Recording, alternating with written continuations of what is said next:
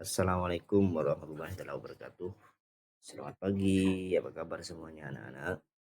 Pada video kali ini saya akan menyampaikan pelajaran tentang sejarah kebudayaan Islam kelas 4 yang dalam hal ini yaitu tentang ketabahan Rasulullah Shallallahu Alaihi Wasallam dalam berdakwah, yaitu bersama kami Dahlal MI Nahdlatul Nasyidin 3.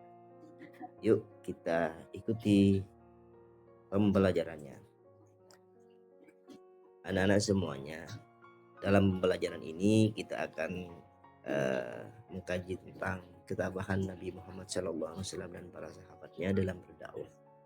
Tentunya dalam menyebarkan agama Islam itu tidak mudah, seperti halnya di waktu penyebaran agama Islam di masa Rasulullah.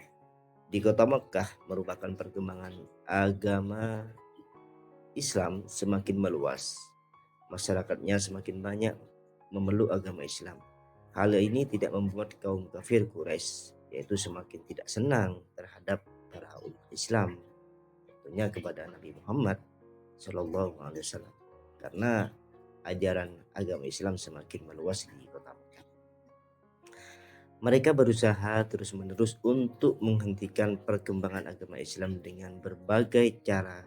Kaum muslimin menghadapi pertentangan dengan kaum kafir Quraisy.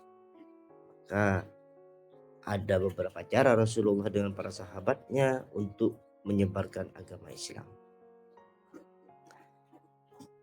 Yaitu yang pertama, cara Rasulullah dengan para sahabatnya itu dalam berdakwah, yaitu dengan melalui masa awal Nabi Muhammad itu dengan berdakwah dengan secara tersembunyi. Artinya secara tersembunyi itu secara diam-diam Rasulullah dengan para sahabatnya itu mengajak orang Mekah, masyarakat Mekah untuk memeluk agama Islam. Nabi Muhammad SAW berdakwah di Mekah setelah turun wahyu yang kedua, yaitu surah Al-Mudaththir ayat 1 sampai 7. Dalam ayat ini Allah Subhanahu wa taala memerintahkan Nabi Muhammad SAW untuk berdakwah, dan wahyunya hanya terbatas kepada keluarganya dan dilakukan secara sembunyi-sembunyi di rumah Al-Qam bin Abil Arqam.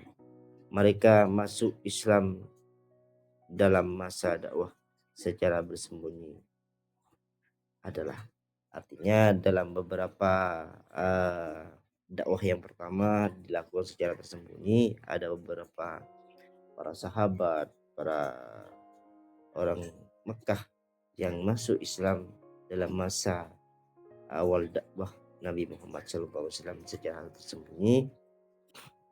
Di antara para sahabat, para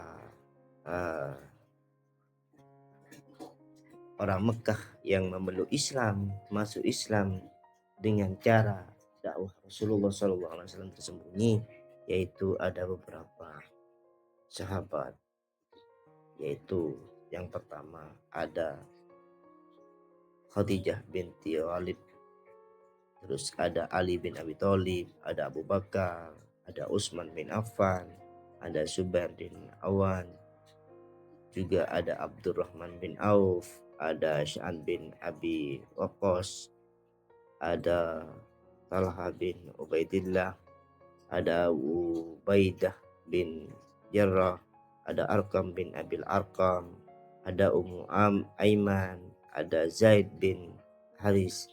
Inilah para sahabat, para kaum Mekah yang memeluk agama Islam dengan dan mengikuti cara Rasulullah berdakwah dalam tersembunyi. Anak-anak semuanya, yang kedua, setelah Rasulullah berdakwah secara sembunyi-sembunyi, Rasulullah berdakwah secara terang-terangan. Pada dakwah ini pertama yang dilakukan Nabi Muhammad SAW dan dakwah secara terang-terangan adalah mengumpulkan dalam jamuan makan para kerabatnya dan orang-orang terpandang dari kaum Quraisy. mereka diajak untuk menyembah Allah dan berbuat baik terhadap sesama dan tidak saling bermusuhan. Hanya sebagian kecil yang menerima ajakan Nabi Muhammad itu. Bahkan ada satu yang menolak terhadap ajakan Nabi Muhammad SAW, yang tentunya itu adalah pamannya sendiri, yaitu yang bernama Abu Lahab. Secara keras menolak, bahkan mengancam Rasulullah untuk tidak melanjutkan dakwah Rasulullah untuk memperluas ajaran agama Islam.